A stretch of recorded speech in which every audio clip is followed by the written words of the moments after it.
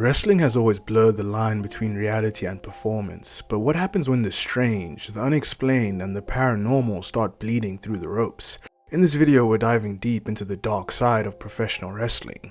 Ghost stories, haunted locker rooms, Mandela effects, theories of sacrifices, time travelers, and conspiracies so bizarre that they blur the line between fiction and reality. These aren't just forgotten angles or urban legends. These are the moments that make you question everything. This is the Paranormal Wrestling Iceberg. Disclaimer: this video is intended for mature audiences and is made for educational and documentary purposes. The entries discussed in this iceberg are meant to be thoroughly analyzed with the viewer's intuition and personal judgment. Viewer discretion is advised. And we're starting off at the tippity top of the iceberg, Tier 6, with our first entry on Tier 6 being the Curse of the Von Erichs. Few wrestling families have been as celebrated or notorious as the Von Erich family. They were a dynasty of brothers who were wrestling royalties in the late 70s and early 80s. They seemed destined to truly take over the wrestling world, but after they faced tragedy after tragedy, their wrestling legacy was forever tainted. Their tragic story is so famous, in fact, that there's a movie starring Zac Efron called The Iron Claw about their story. The Von Erich curse is often thrown around a lot, but not much is known about the true origin of this curse. This theory stems from Fritz Von Erich, the patriarch of the Von Erichs. During his career, Fritz wanted to portray a bad guy and he chose a non-character to attract more heat from crowds. Fritz chose this gimmick even though he had no history or connection to Germany. The theory goes that in 1958, a female ghost of a Holocaust survivor put a curse on Fritz as revenge for making light of Nazis. The ghost explained that while she was alive, she had survived the atrocities of the Holocaust, but she had lost 5 of her 6 children in the concentration camps. As retribution, the ghoulish figure placed the same curse on Fritz, one that would see him suffer the same gruesome fate as her. Over the next 40 years, the curse actually materialized, as 5 of the 6 Von Erich boys all died before their own father. And up next, we have time-traveling fans. One of the eeriest theories floating around the world of pro wrestling is that time travelers have attended WWE shows. It all starts at WWE SummerSlam in 1988, when a fan held up a sign that read, "Demolition will topple the Twin Towers."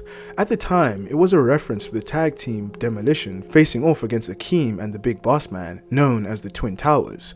But this was a full 13 years before the horrific events of 9/11, making the sign feel far more disturbing in hindsight. Another unsettling moment happened during a match between JBL and Rey Mysterio, when a fan held up a sign that said, "Triple H fears CM Punk." At that point, CM Punk hadn't even debuted in WWE, and his eventual real-life heat with Triple H wouldn't occur until several years later. Then there's the Mankind vs. The Rock segment in 1999, when someone in the crowd held up a sign that said, "Enzo is a jabroni." Enzo Amore wouldn't appear on WWE television a whole 14 years later. And in 2003, during a Matt Hardy appearance, a fan held up a sign that read, "V1 has been deleted." It seemed meaningless at the time, but in retrospect, it eerily foreshadowed the broken Matt Hardy gimmick, which wouldn't come into existence for another 13 years. And up next, we have the Mr. Perfect Mandela Effect. There's a phenomenon known as the Mandela Effect, where a large group of people remember something one way, only to find out that it never happened like that at all. It gets its name from the belief that Nelson Mandela died in prison in the 1980s, something countless people from around the world vividly recall, even though he only officially passed away in 2013.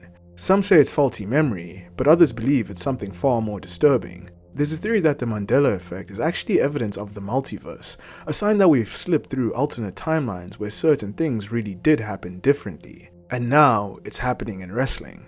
Many fans swear that they remember Mr. Perfect as Curt Hennig, spelt with an N.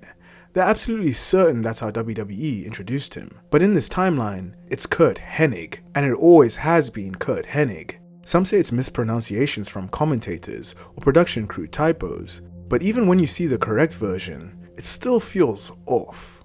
And up next, we have Chris Jericho abducted by aliens. Chris Jericho, one of wrestling's most iconic performers, once made a bizarre confession on Howie Mandel's podcast. Jericho said he believes that he may have been abducted by aliens, and he wasn't joking.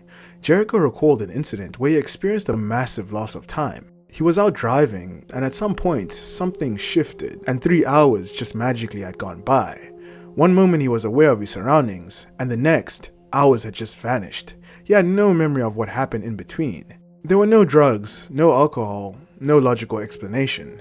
He described it as kind of a blackout, but without the fogginess. Since then, he's openly stated that he believes that it may have been an extraterrestrial encounter. He's not the only one, because many others, not just in wrestling, have reported similar experiences with regards to alien abduction. And up next, we have CM Punk Ice Cream Bar's Mandela Effect. In the late 80s and early 90s, WWE released a now legendary line of ice cream bars that featured the images of superstars like Andre the Giant, Hulk Hogan, and Randy Savage printed on the front. Then in 2011, during the height of his rebellious rise, CM Punk cut a promo in the ring with Vince McMahon the week after he did his pipe bomb promo. He demanded the return of those ice cream bars and insisted that there be one with his face on it. And if you ask a lot of fans today, they'll tell you what happened. WWE actually released an ice cream bar with Punk's face on it. Fans saw it and they remember it, but here's the thing, it never happened. WWE only released a t-shirt with Punk's face on an ice cream bar. Years later, they did bring back dessert-themed products with other wrestlers, and when Punk made his AEW debut, he himself had real ice cream bars made and handed them out to fans. But those official WWE CM Punk ice cream bars, the ones that people swear they remember, they don't exist and they never did. And it makes you wonder, are people remembering wrong, or are they remembering something from another timeline? And up next we have the ghost of Owen Hart haunting Kemper Arena. On May 23, 1999, professional wrestling changed forever. Owen Hart, the beloved brother of Bret Hart, died during a live WWF pay-per-view as part of his entrance as the Blue Blazer. Owen was said to be lowered from the rafters by cable, but the release mechanism triggered too early and he fell nearly 80 feet, striking the ropes and then the ring. He was rushed to hospital, but it was too late. Ever since that tragic night, the Kemper Arena has been plagued by chilling rumors. Many believe that Owen's spirit still haunts the place where his life ended. A news article confirmed this, saying, employees have claimed to have seen him in the rafters wearing the same costume he was wearing for his gimmick, as well as the cable before he began the descent. There have also been reports of flickering lights and other power sources that seem to go on and off in some areas of the arena. Maybe it's just bad wiring or stories passed around to stir up old emotions, but others believe that something deeper is at play. No formal paranormal investigation has been done, maybe out of respect or maybe out of fear. And up next we have the Hell in the Cell Mandela Effect. Some Mandela effects are subtle, just a single word off. But when the word is tied to violence, legacy, and one of WWE's most iconic structures, it sticks with you. Many longtime wrestling fans claim that when WWE introduced its most brutal match type, it was called Hell in the Cell. It makes sense, right? It wasn't just any cell, it was the cell. The one where careers ended and legends were made. And yet, that's not the same name. It never was. From the very beginning, the match has always been called Hell in a Cell, officially without exception. But here's where it gets weird. You can find old promotional material and even some media articles that reference it as Hell in the Cell. So what happened? Was it just a mistake? Or is this another case of the Mandela Effect, a glitch in our collective memory? And up next we have the Chris Benoit House Curse. Chris Benoit was one of the greatest wrestlers of his generation, but in late June 2007, his legacy was tarnished forever when he took the lives of his wife, son, and himself. There's something deeply unsettling about a home where so much horror unfolded, a place once filled with the family's laughter and life, now forever overshadowed by the darkness of what happened inside its walls. Chris Benoit's house at 130 Green Meadow Lane in Fayetteville, Georgia was once nearly worth $900,000, a reflection of Chris Benoit's success and status. But after the tragedy of June 2007, it became something else entirely. A property that no one wanted to touch, a house with a history people wanted to forget. For 2 years, the house sat untouched, a silent monument to the horrifying events that had taken place inside. Then in 2009, the house sold for a mere $287,000, a fraction of its original value. The buyer, an anonymous owner, someone who took possession of the house but seemingly didn't want attention drawn to it. Despite its dark past, the house was never torn down.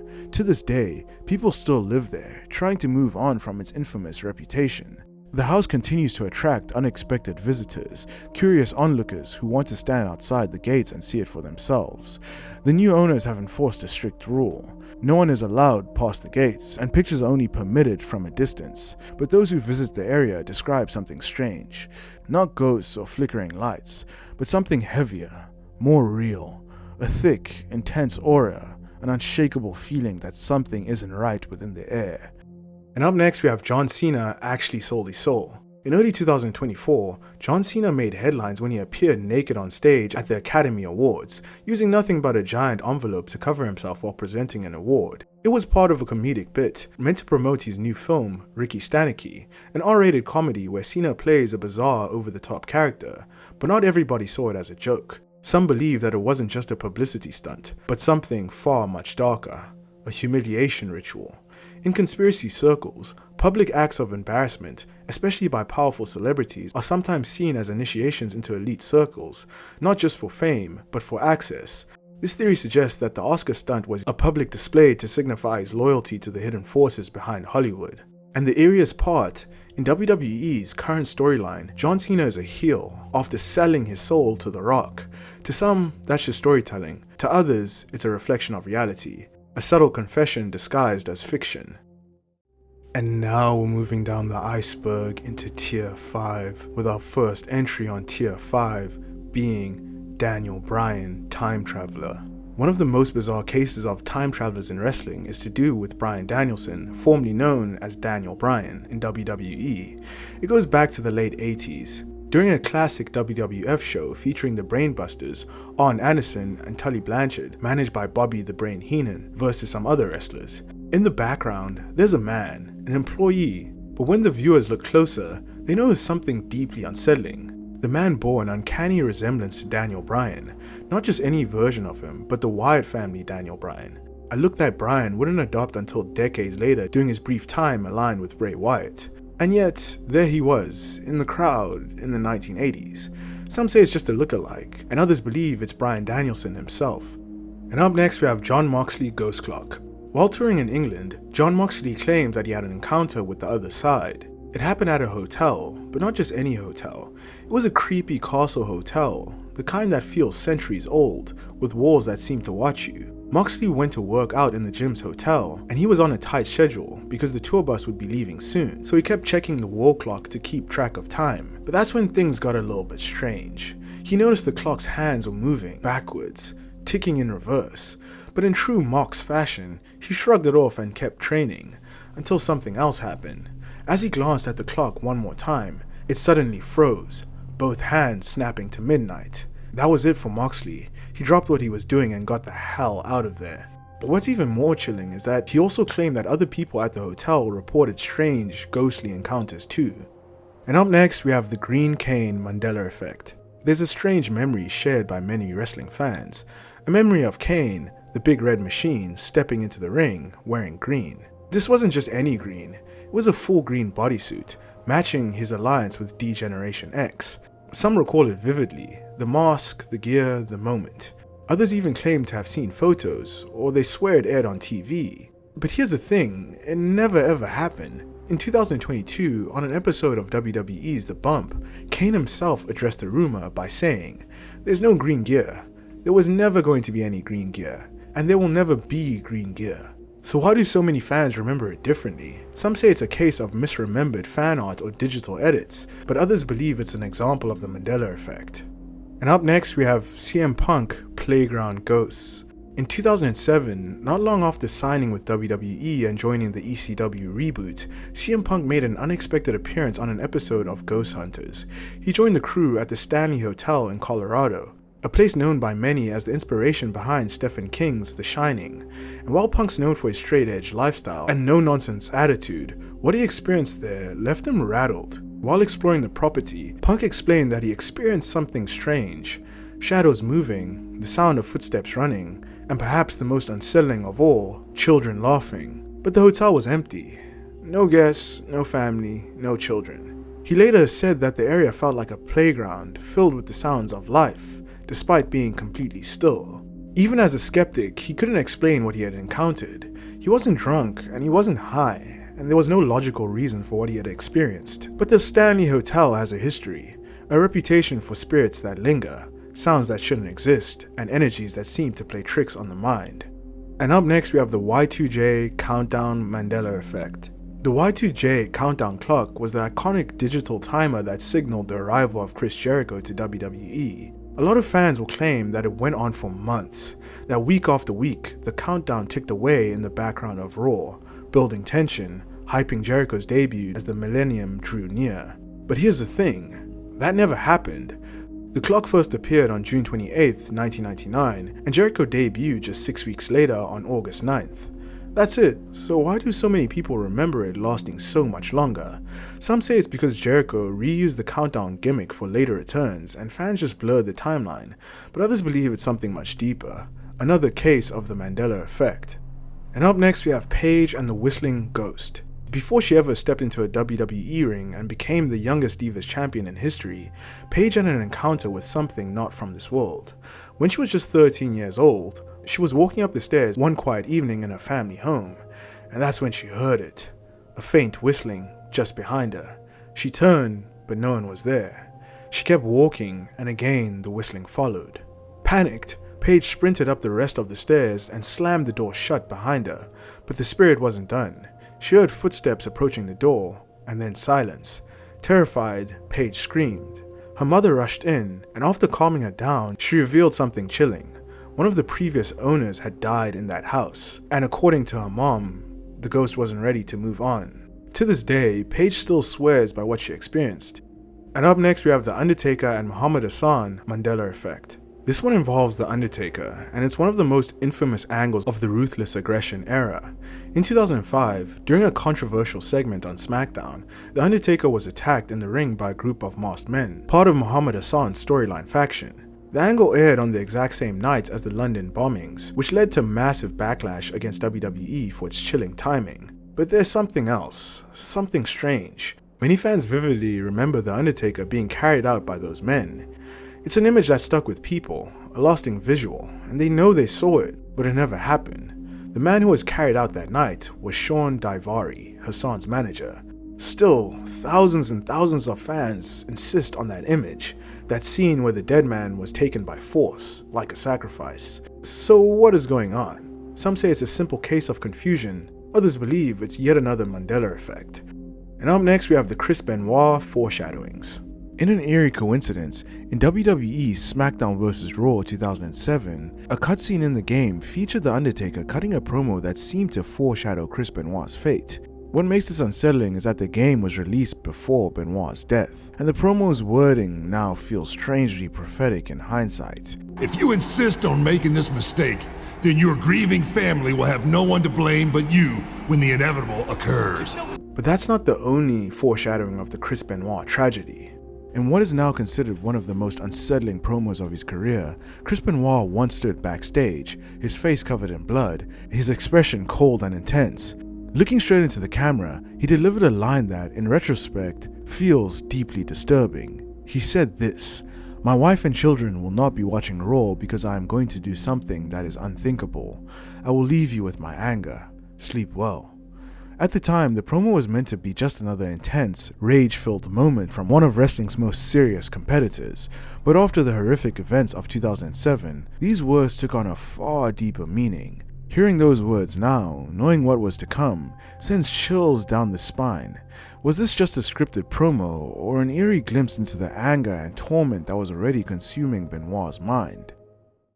And now we're moving further down the iceberg into Tier 4, with our first entry on Tier 4 being Chris Jericho's Strange Kentucky People. In his 2007 autobiography, A Lion's Tale Around the World in Spandex, Chris Jericho discussed his time working in Smoky Mountain Wrestling. During a show in Paintsville, Kentucky, Chris Jericho received a videotape from a female fan, and she claimed that it contained all of his SMW matches. In actuality, it contained a bizarre tribute to him, with the tape being commonly referred to as the Strange Kentucky People. The tape in question had incestual, not safe for work themes between the girl and her family, as well as her and her family doing some very outlandish things.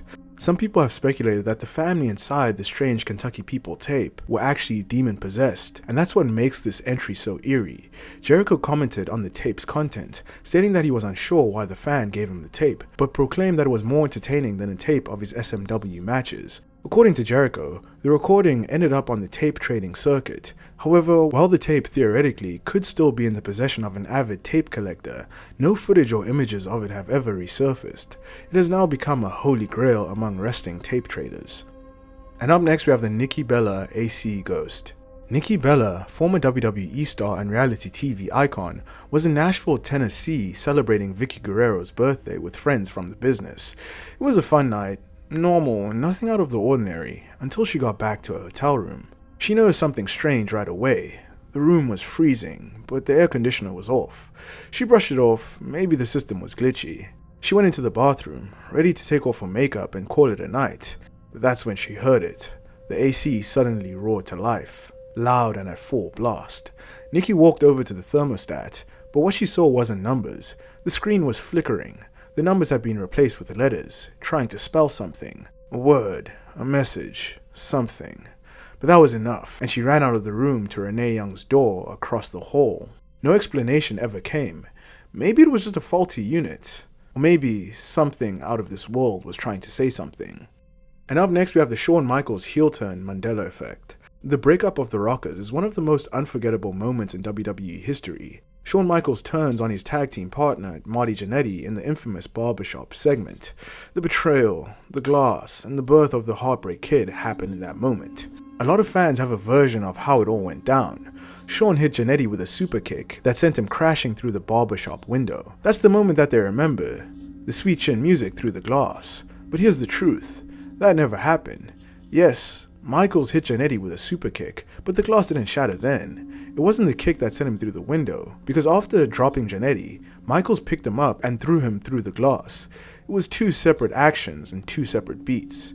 And yet, thousands of wrestling fans remember it as one. And up next we have the That's Gotta Be Kane Mandela Effect. Some moments in wrestling are burned into our minds. As for many fans, the voice behind those moments is Jim Ross.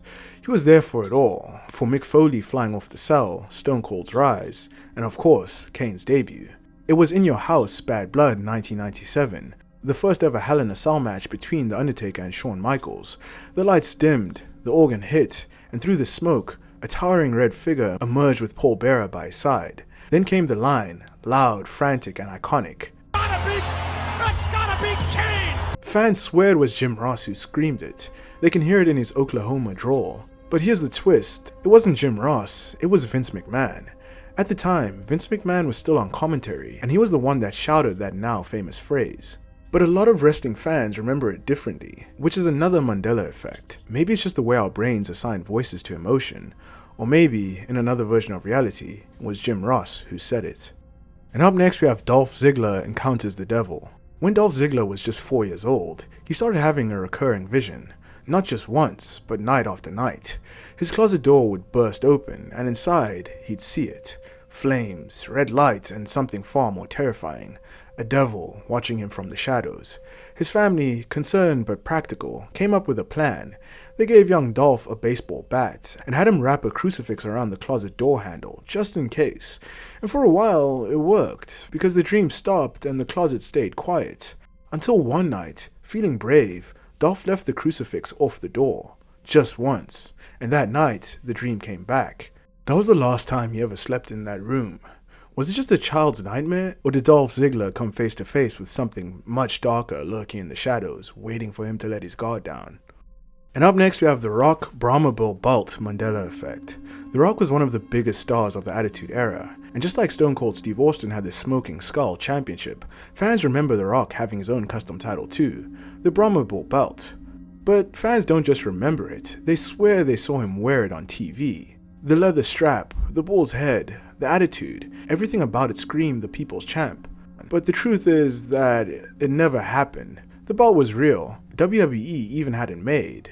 Photos exist and replicas were sold. And in 2024, The Rock even carried a modified version called the People's Championship. But the original Brahma Bull title was never ever used on WWE programming. The idea was scrapped before it ever made it to air. Was it the promos, the ads, Was this yet another Mandela effect? And now we're moving down the iceberg into Tier 3, with our first entry on Tier 3 being Aleister Black, reincarnation of Aleister Crowley. Aleister Black has made his way back to WWE after being in AEW for a few years, and throughout wrestling history, few characters have captured true darkness the way that Aleister Black has. But according to one chilling theory, Aleister Black isn't just portraying a dark character. Some believe that he is the wrestling spiritual reincarnation of Aleister Crowley, the infamous occultist once called the wickedest man in the world. The parallels are unsettling. Both Crowley and Black were born into extreme religious environments, strict homes where fear and control shaped their early years, and both rebelled in terrifying ways. From a young age, they both became obsessed with forbidden knowledge, reading into esoteric, dark, and occult teachings that most would never dare touch. Black's body tells the story even deeper. His tattoos, from the Ave Satanis inscription to the Lucifer sigils, mirror Crowley's long life devotion to occult symbolism. Even his name carries the weight of the theory. When signing with WWE, Tommy N became Aleister Black, a direct nod to Aleister Crowley. Crowley had changed his own name to Aleister based on mystical numerology, believing it would make him infamous. And now, history seemed to be repeating itself. And then there's the Dark Father, first introduced when Aleister Black was on the main roster before he got fired. The Dark Father was a shadowy figure inside Black's story who slowly corrupted him, just as Crowley believed in spirits guiding him toward darker enlightenment. The black mist that Black spits out is also said to carry a curse, not just hurting opponents physically, but spiritually. This arc continued on into AEW, and some resisted the mist and some completely fell. Aleister Black will one day be no more. Only the spirit of Aleister Crowley will remain, wearing a wrestler's body like a mask. And up next we have DX rides a tank, Mandela Effect. Ask almost any wrestling fan today about the Monday Night Wars, and one of the things that they'll bring up is when D-Generation X invaded WCW's Monday Nitro. In their minds, it's crystal clear. D-Generation X riding in on a tank, heading straight toward enemy territory. The imagery feels larger than life, iconic and undeniable. But here's the thing, it never happened, because DX never rode a tank. They pulled up in a Jeep. A regular Jeep with a toy cannon strapped on top. No treads, no heavy machinery.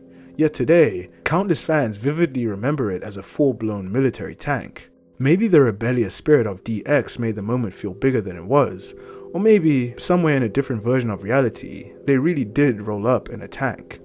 And up next we have Renee Young's haunted house. Some wrestlers claim to have crossed paths with the paranormal. Before Renee Young, the haunting didn't just happen once, it was her entire childhood. In a 2015 interview, Renee revealed that she grew up in a haunted house in Ontario, Canada. Not just creaky floors and cold spots, but something much darker. Because between the hours of 3 AM and 4 AM, the time often called the demonic hour, Renee and her brother would hear loud banging sounds above their heads, coming from the ceiling of their bedrooms. When friends came over for sleepovers, they too would hear it. Footsteps, pacing slowly up and down the stairs, even when no one was there. The presence was undeniable, and sometimes strangely even helpful. Renee claimed that the spirit would occasionally empty the dishwasher, almost as if it wanted to earn its keep. But even after leaving that house behind, Renee believes the ghost never really left her. And up next we have the origins of Japanese Black Mist. In wrestling, the Black Mist has always seemed like just another trick. A burst of dark spray used to blind an opponent and steal a victory. But if you dig deeper, the story behind it becomes much darker. The Black Mist tradition began in Japanese wrestling, first used by the great Kabuki and later made famous by the great Muta. Different mist colors mean different things. Green is just blinded, red is burned, but black means the soul is corrupted. And the symbolism doesn't stop there. In ancient Japanese mythology, many yokai, supernatural creatures, could curse or sicken humans with their black mist. Spirits like the Nue or the Onryo brought misfortune, disease, and death. The concept of spiritual impurity, known as kegare, runs deep in Japanese belief. Darkness that clings onto you and corruption that stains your soul. So in wrestling, when a wrestler used the black mist in Japan, it wasn't just an attack, it was a curse. It blinded the body, but marked the spirit. And up next we have Xavier Woods and the Possessed Pandas. As a child, future multi-time WWE Tag Team Champion and member of the New Day, Xavier Woods had an encounter that still haunts him.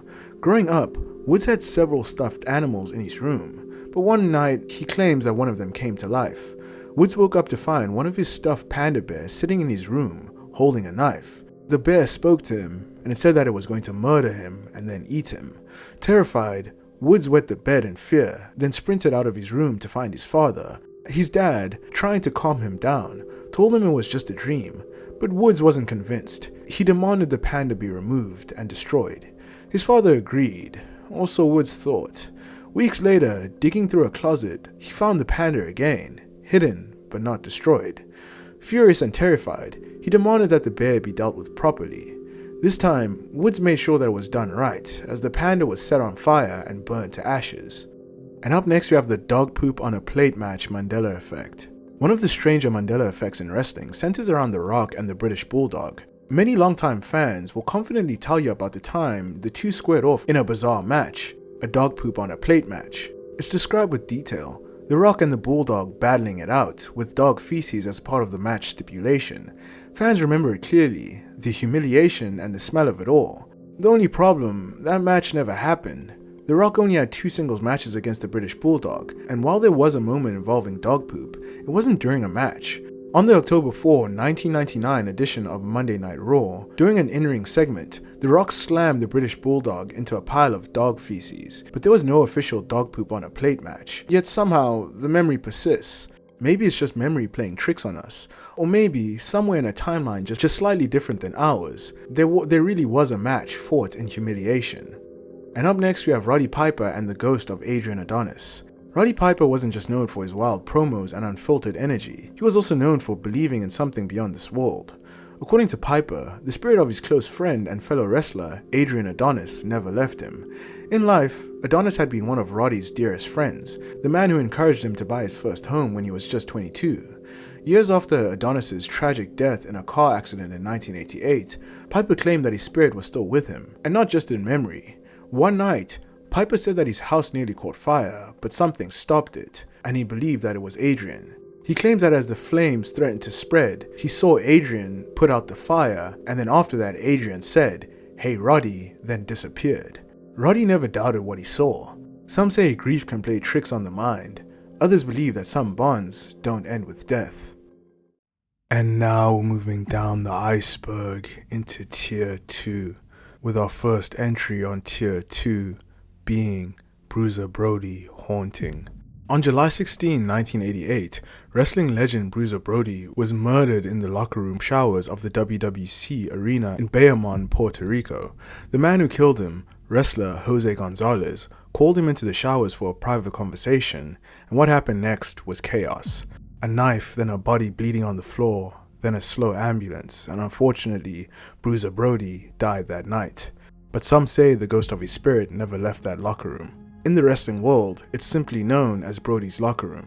To this day, wrestlers who've toured Puerto Rico speak in hushed tones about that shower room. They say there's a weight in the air, a stillness that doesn't feel like peace. Some feel cold spots near the showers, and others claim to have seen shadows in the mirrors. Some refuse to change in that room out of respect, and others out of fear. And up next we have the Intercontinental Championship South America Mandela Effect. Some Mandela effects are simple misrememberings, others believe something more chilling, physical traces of a world that no longer exists. One of the strangest collective memories out there is about the location of South America. Many people vividly recall it being positioned further west, almost directly under North America, not tilted off to the side as it is now. It sounds unbelievable, but this is a real Mandela effect that many people believe. And then you look at one of wrestling's most iconic titles, the Intercontinental Championship. If you take a closer look, there, etched in gold, South America appears in a position that doesn't match today's maps. It looks different, like it belongs to another version of Earth entirely. For believers, the old Intercontinental title is residual evidence, a physical artifact from a parallel timeline where geography itself was different, a world where South America hadn't shifted to its current place. Skeptics chalk it up to design error, but others feel a deeper chill. And up next we have Baron Corbin's Ghost Room and the man in the grey suit. Former WWE superstar Baron Corbin revealed on Not Sam Wrestling that he's had 2 ghost encounters, and both left their mark. The first took place in a house where he and his roommates lived, and a certain room in the house they nicknamed the Ghost Room. And this was not for no reason, because at night they would hear it. A woman's laughter, faint but undeniable. Doors creaking without a cause. Weird sensations like someone standing just out of sight. All of his roommates experienced it too. The second encounter was a little different. While he was at his grandmother's house, Corbin saw something he could never explain. A man wearing a grey suit standing there like a smudge on film. Almost real, but not quite. He rubbed his eyes and then he was gone. But then he went downstairs and the figure was there again. This time, it felt terrifying. Corbin claims that he doesn't know what he saw that day. A lost soul? A guardian? Or something much darker. And up next we have the Chavo Guerrero Sinbad Mandela Effect. One of the most iconic Mandela effects of all time is the mysterious movie called Shazam, a 90s film that tens of thousands of people around the world vividly remember. The memory is oddly specific. Sinbad, the comedian, playing a bumbling but lovable genie in a family comedy. But here's the glitch. There was no such movie. There was never a Shazam starring Sinbad, only Kazam with Shaquille O'Neal, which for many is not the movie they remember. Then it got weirder. A few years back, an image surfaced online, a VHS copy of Shazam, seemingly real. People thought it was proof, the forgotten tape that validated their memories, but when it was examined more closely, it wasn't what it seemed. The image was photoshopped, and the body on the cover wasn't Sinbad's at all. It was actually Chavo Guerrero, the wrestler. It was a hoax, but a seemingly convincing one. Still, for many believers, it wasn't a joke. It was residual evidence, a glitch in the fabric of memory. And up next we have Adam Rose haunted by a baby. Wrestling has had its fair share of dark backstories, but Adam Rose, a former WWE superstar, carries a story that isn't just unsettling, it's spiritually terrifying. What many people don't know is that Adam Rose is South African, and he grew up in a household deeply connected to the spiritual world, as his father was a priest, and that came with experiences most would never believe. One story in particular stuck with him. When Adam Rose was younger, him and his family claimed to be hearing thumping sounds on the roof of their home. Not random creaks, but steady, deliberate pounding, like someone was up there, alive. They checked, but nothing. No intruders, no animals, no explanation. But that's when Rose's father stepped in. What he found, according to Adam, wasn't just a ghost. It was actually something demonic. Adam's father then proceeded to do an exorcism, and then something terrifying happened. Small baby handprints began to appear on the ceiling, as if a child was trying to break through from the other side. According to Rose, a child had died in that attic, and whatever remained behind was desperate to tell its story. No one ever found the full truth, but those tiny handprints, smudged in desperation on the ceiling, left a mark that Adam Rose could never forget. And up next we have wrestlers refusing to stay at the 5-star hotel. In Milwaukee, there's a hotel that athletes quietly fear, not because of the service or the rooms, but because of something far more unsettling. The 5-star hotel, built in 1893, is a grand historic building, and one of the most notoriously haunted hotels in America. Major League Baseball players have spoken openly about it. Bryce Harper, Carlos Gomez, Giancarlo Stanton, and others have shared stories of unexplainable things happening in that hotel, like objects moving on their own. Also things like lights flickering, phantom knocks on the door, whispers from nowhere, and even shadowy figures on the edge of the bed. Some players are so disturbed by the 5-star they've refused to stay there ever again, choosing to book different accommodations out of their own pocket, no matter the cost. And while wrestlers might not share their stories publicly, they talk too. When WWE comes through Milwaukee, it's alleged that many wrestlers intentionally avoid the 5-star because of the things that they've heard. Wrestlers pay for the hotel rooms out of their own pockets, and they intentionally avoid the 5-star. So when Milwaukee hits the wrestling schedule, wrestlers make sure to sleep anywhere else. And now we're at the bottom tier of the iceberg, Tier 1, with our first entry on Tier 1 being the Kliq is Illuminati. In the mid-90s, a group of 5 men quietly took over the wrestling world. Shawn Michaels, Triple H, Scott Hall, Kevin Nash, and Sean Weltman, together known as the Kliq. Their mission was simple: rise to the top of the wrestling industry at all costs. And they did. Triple H and Shawn Michaels became untouchable in WWE. Meanwhile, Hall and Nash were running the scene in WCW. But this conspiracy suggests that the success wasn't just about politics or talent, it was something much darker. According to this theory, the Kliq sold their souls to the devil to achieve power, fame, and total control. The evidence, it's symbolic, but unsettling. NWO's iconic Too Sweet hand gesture is said to resemble devil horns, a quiet nod to the forces they're allegedly aligned with. And the faction names were even more suspicious. The New World Order shares its name with a notorious conspiracy theory about a hidden elite working to establish global totalitarian control, and Degeneration X, a name that in its theory symbolizes cultural decay. A movement meant to glamorize rebellion, degeneration, and spiritual disconnection, all tools to weaken the masses, especially the youth. Together, these factions served a purpose: to normalize chaos, promote moral decay, and clear the way for control by a higher, darker power. Some say it was just branding, while others believe it was intentional programming, crafted by a group who knew exactly what they were doing. And when you look at the influence they had, the power they wielded, the doors that opened, it makes you wonder, how much do they really give up to get to the top? And up next we have Vince McMahon as a Freemason. Behind the empire that is WWE stands one man, Vince McMahon, a visionary, tyrant, and a legend. And according to some, a man who owed his power to something far more sinister than ambition alone. There is a theory, whispered in the dark corners of wrestling lore, that Vince McMahon was not an entertainment mogul, he was a high-ranking Freemason. But to understand all of this more, we have to delve deeper into what Freemasonry is. Freemasonry is a secretive fraternal organization that traces its origins back centuries, with deep connections to ritualistic ceremonies, numerology, and power structures across the world. Many conspiracy theorists believe that Freemasons hold influence over politics, information, entertainment, and global events, pulling strings behind the scenes. WWE, under his command, wasn't just a wrestling company, it was a tool, a vessel for larger agendas. This theory finds its roots in several chilling details. The rise of WWE into a cultural monopoly mirrors the Masonic ideal of domination through influence. It's alleged that inside the Titan Towers, WWE's corporate headquarters, there is rumored to be a Masonic lodge, a chamber reserved for private rituals, initiations, and Masonic ceremonies. It is said that this room exists outside of public tours, hidden away behind innocuous doors, waiting for the right moment and the right people. This theory gained even more traction after Vince McMahon's sudden and dramatic retirement in July of 2022, a move that many saw not as a personal decision, but as a humiliation ritual, a standard method used within secret societies to signal the transition of power.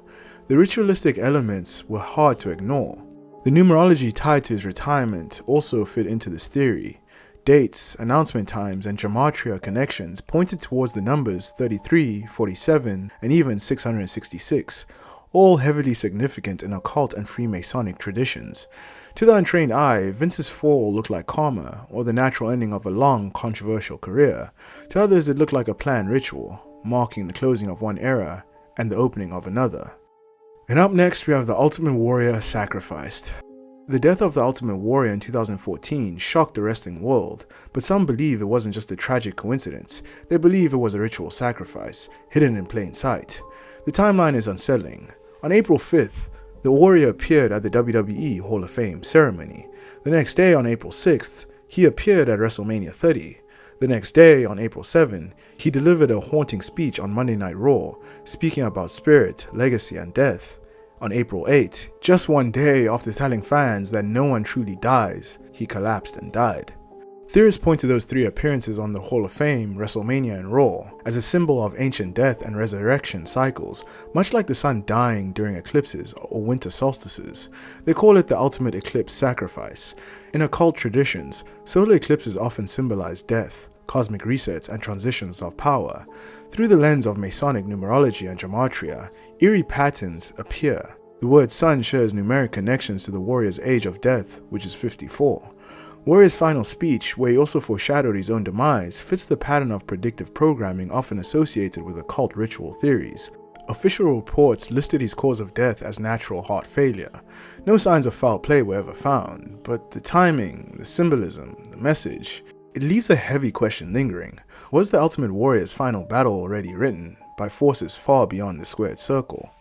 And up next we have Vince McMahon sacrificed Owen Hart.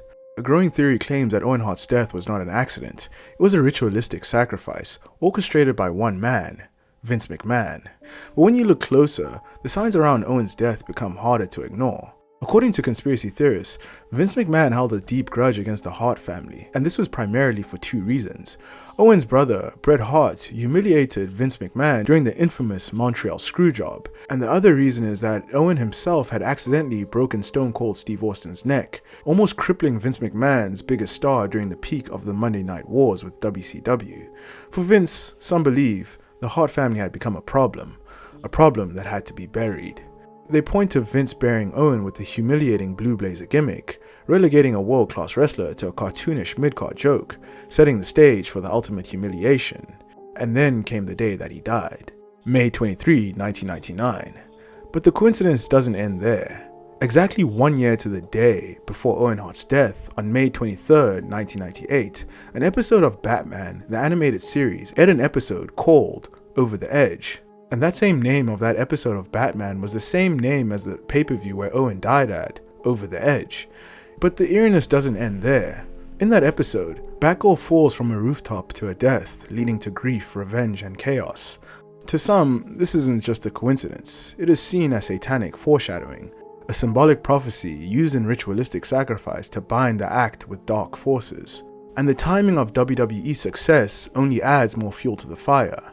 Just 4 months after Owen Hart's death, WWE went public, launching on the stock market, securing millions, and ushering in an era of corporate dominance Vince had long dreamed of. Some say that Owen Hart was sacrificed in order for WWE to be successful on the stock market. Publicly, it was mourned as a tragedy, but many people also claim that it was a deeply carefully timed ritual, a sacrifice hidden in plain sight. And now we're at the bottom of the iceberg, with our last entry being Vince McMahon sacrificed Chris Benoit. The theory goes that Chris Benoit was not just a troubled wrestler who snapped, he was a chosen sacrifice. Vince McMahon, as a high-ranking Freemason, orchestrated his death by sending a professional hit on Chris Benoit and his family as an offering to the Dark Forces, ensuring the future success for WWE as a transition into its PG era. Because as soon as Benoit died, WWE ditched the blood and guts product that they were known for and adopted a more family-friendly PG product. Some believe that this was no coincidence. Nancy and Daniel were found with a Bible placed next to them, a seemingly religious gesture, but some believe that this has deeper meaning. Conspiracy theorists argue that placing the Bibles next to each body was not a sign of remorse, but a symbolic offering. Another piece of evidence is Benoit's name and Freemasonry numerology. The name Christopher Benoit has numerological values that match key Masonic numbers. The number 290 appears multiple times in Benoit's life and death, and it matches significant Freemason events. Benoit died exactly 290 years after the founding of the Premier Grand Lodge of England, the very birth of modern Freemasonry. Another piece of evidence is the eclipse sacrifice theory. This theory suggests that Benoit was not just murdered, he was ritually sacrificed during a significant astrological period. Benoit's death happened 64 weeks and 4 days after a major solar eclipse, a timing that conspiracy theorists claim aligns with other occult sacrifices in history. Eclipses are often linked to major Masonic rituals, representing rebirth through destruction. And then there's the connection to Eddie Guerrero's death. Eddie Guerrero died exactly 84 weeks before Benoit, a number that holds deep occult meaning. Is this just a coincidence, or was Benoit chosen as an offering, his life taken to ensure McMahon's empire would continue to thrive? Of course, there is no hard evidence that McMahon was ever involved, but for those who believe in the darker forces behind the wrestling industry, Benoit's death wasn't just another tragedy. It was a ritual, a sacrifice, a debt paid in blood. If you'd like to find out all the eerie aspects of the Chris Benoit tragedy, you should definitely watch the Chris Benoit Iceberg video that's on your screen now. Thank you for watching the video.